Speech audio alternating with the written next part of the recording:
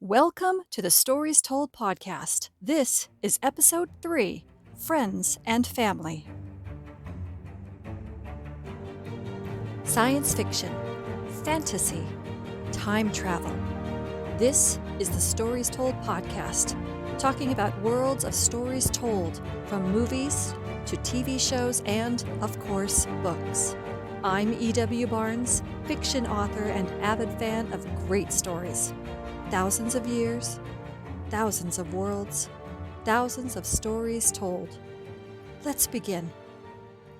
Today I'm talking about episode 3 of the new Lord of the Rings series, The Rings of Power, which is streaming now on Amazon. And as you probably know by now, beyond here there will be spoilers. So if you've not already seen the show and don't want to know what's going to happen, now's the time to click over to those TikTok videos. Here we are, 3 episodes in, and I am still impressed with this series. This 3rd episode is entitled Adar. I did not know what Adar meant and was delighted to let the mystery unfold. This episode focused on 3 main character storylines: Galadriel and Halbrand, Arondir, and Nori and the Stranger.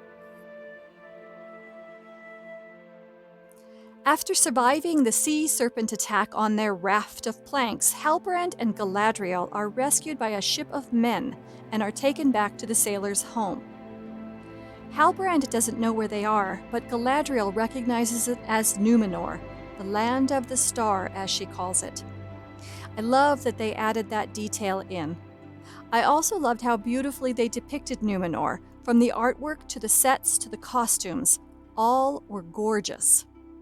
At this point in the story, Numenor is a culture falling into decay, and even those elements were beautifully designed. Galadriel goes on to explain to Halbrand that the land of Numenor was a gift to men after they joined with the elves in the fight against Morgoth, but that over time the men of Numenor grew estranged from the elves, and the elves were no longer welcome there. The issue of death is at the core of the estrangement.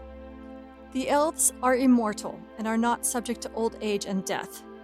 This does not mean they can't be killed, but when that happens, their spirits return to the Undying Lands, and after a while, if they choose, they are reborn to their previous form. The men of Numenor have grown to fear death and envy the elves, and this fear and envy has become a poison. And you could once again see the poison and the division between men and elves as Galadriel is led through the city. But tension no longer exists between Galadriel and Halbrand because of the trials they have come through together. They are brought before the rulers of Numenor, Miriel and Pharazôn. There is open hostility towards Galadriel, and I enjoyed the tension between Galadriel and Miriel, which so clearly conveyed the awareness of their personal power. But this is also where I got a little confused. In the Silmarillion, Miriel was secretly in support of the elves, and her cousin Pharazôn stole the rule of Numenor from her and forced her to marry him. But here she seemed to be in alignment with Pharazôn. It made me wonder what the writers would be doing with her. Halbrand gets a lot of character development in this episode. We see him serving as a peacemaker between Galadriel and the men. We also see him as a friend to Galadriel, stealing back her dagger from the ship captain Elendil. We learn he has extraordinary fighting skills, and after Captain Elendil, who is an elf friend after all, takes her to a library of Númenórean lore, Galadriel discovers that Halbrand is the king of his people in the Southlands. When we rejoin Arondir, we immediately learn he is in a bad place. He has been captured by orcs, along with many men and women. He is put to work to help dig tunnels so the orcs can travel during the day without being exposed to the sunlight. I appreciate this accuracy of detail that the orcs are not able to endure sunlight. We learn about this in more detail in The Lord of the Rings from Treebeard, as he is explaining the crimes of Saruman to the hobbits, Merry and Pippin. It is a mark of evil things that came in the great darkness that they cannot abide the sun. We later see that Gollum cannot abide the sun once he takes the ring for his own and is no longer Smeagol. It's like the ring transferred some of that great darkness evil to him. When Arondir is cast into the light by the orcs and told to work, he discovers not only men and women digging, but also other elves, friends that he stood guard with. Together, they work to stop the orcs, but one is killed by the orc leader. Arondir attacks them and breaks the canopy sheltering the orcs from the light, sacrificing himself so that the other elf can escape and warn their people. But it is in vain, as the escaping elf is shot with arrows and dies. Two things stand out in this storyline. The first is the orcs referring to someone named Adar. This Adar is their leader, for whom they are doing all this labor. The other thing that stood out was the CGI for the warg, which is a kind of wolf. It was honestly terrible. And it was hard to feel any fear of the warg because the design was so poorly executed. Finally, we get to the storyline of Nori and the Stranger, aka Meteor Man. I have to admit, I'm struggling with this one because I don't know who he's supposed to be. So kudos to the writers for being frustratingly mysterious and keeping me guessing.